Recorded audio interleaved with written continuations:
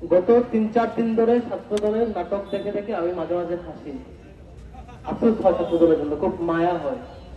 তারা মনে করেছে এটা 90-এর দশক, 90 সালের পরে যেমন করে গণরণ গেস্টমে সূচনা করেছিল, তারা মনে করেছে এবার বোধ হয় আবারও পারবে। তারা মনে করেছিল 90-এর দশকে যেমন করে ন্যারেটিভ উৎপাদন করে সবকিছু নিয়ন্ত্রণ করে যারা যেমন মন চায় তেমন করে সন্ত্রাসের রাজ্য কায়েম করেছিল, তারা ভেবেছে তেমনটা আবারও পারবে। তারা মনে করেছে ছাত্রদল প্রতিষ্ঠা হওয়ার পরে, সেই জিয়াউর রহমান প্রতিষ্ঠা করার কিছুদিন পর থেকে 5 বছরের মধ্যে শত শত শিক্ষার্থীকে হত্যা করে যে পার পেয়ে গেছে, সেটা বোধহয় এবারও পারেনি। ক্ষমতায় বিএনপি গেল, যাওয়ার পরে অনেক চেষ্টা করলো, 1 মাস 1.5 মাস চেষ্টা করে দেখলো বিশ্ববিদ্যালয় নয়, সারা বাংলাদেশের একটা কলেজে তারা দখল করতে পারলো না। তারা হতাশ হয়ে তারা কি আইডেন্টিফাই করলো? তারা আইডেন্টিফাই করলো একমাত্র ছাত্র শিবিরের কারণে তাদের পক্ষে ক্যাম্পাস দখল করা সম্ভব হচ্ছে না। এখন তারা টার্গেট করলো, তারা শিবিরকে যেখানেই পাবে সেখানে ডিস্টার্ব করবে। আমি হিসাব মিলাইতে পারছিলাম না যে পাবনার ঈশ্বরদীতে শিবিরের পূর্ব ঘোষিত প্রোগ্রাম, পূর্ব ঘোষিত অ্যানাউন্স একটা কর্মসূচি, ওখানে ছাত্রদল কেন যাবে? তাদের তো যাওয়ার কথা ছিল না। কেন আক্রমণ হবে এখানে? নিশ্চয় তাদের গায়ে চুলকানি উঠছে যে কিছু একটা করতে হবে। আমি কোনো রকম মিল খুঁজে পাই না। চট্টগ্রাম সিটি কলেজে ছাত্র শিবিরের ব্যানার বেস্টন থাকে, ছাত্রদলের সমস্যাটা কি? কেন এটা খুলে ফেলতে হবে?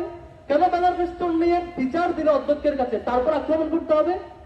কেন ডেমোক্রেটিক প্র্যাকটিস হিসেবে এর প্রতিবাদে 4টা বিক্ষোভ মিছিল দিলে সেই বিক্ষোভ মিছিলের নির্ধারিত রুটে গিয়ে ছাত্রদলকে আক্রমণ করতে হবে? পরে হিসেব খুঁজে পায় তারা চায় শিবির একটু আসো, একটু মারামারি করো, তারপরেই এটাকে দোহাই দিয়ে পত্রিকায় ফ্রেমিং করে, মিডিয়ায় ফ্রেমিং করে তারপর ক্যাম্পাস দখল করবে। শোনা বাবু, এই সময় এখন 2026 চলে, এটা 90-এর দশক না। এটা এই সময় পারবে না তোমরা, সেই সময় চলে গেছে। তাদের ভয় ডাকসু চাকসু জাকসু রাকসু পেরিয়ে 5-5টা ছাত্র সংসদে তারা ঘু হারা হারছে। সেই ভয়ে সাকসু নির্বাচন এখনো বন্ধ, তারা বন্ধ রেখেছে।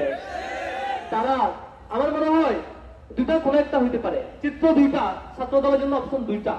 হয় আপনারা দ্রুত মারামারি করবেন, সংঘাত তৈরি করবেন, প্রত্যেকটা ক্যাম্পাসে মারামারি হবে, একটা পর্যায়ে গিয়ে সকল শিক্ষার্থীদের মুখোমুখি হয়ে ক্ষমতার অর্ধেকেই আপনাদের পালায় যাওয়া লাগবে।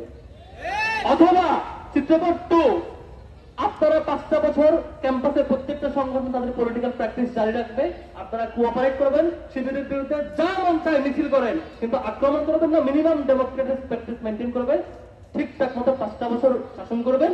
আগামী 5 বছর পরে দেখা যাবে জনগণ কি সিদ্ধান্ত নেয়। অন্তত মাঝ পথে পালানোর ইতিহাস তৈরি হওয়া লাগবে না। এই দুটো অপশন আপনাদের আছে।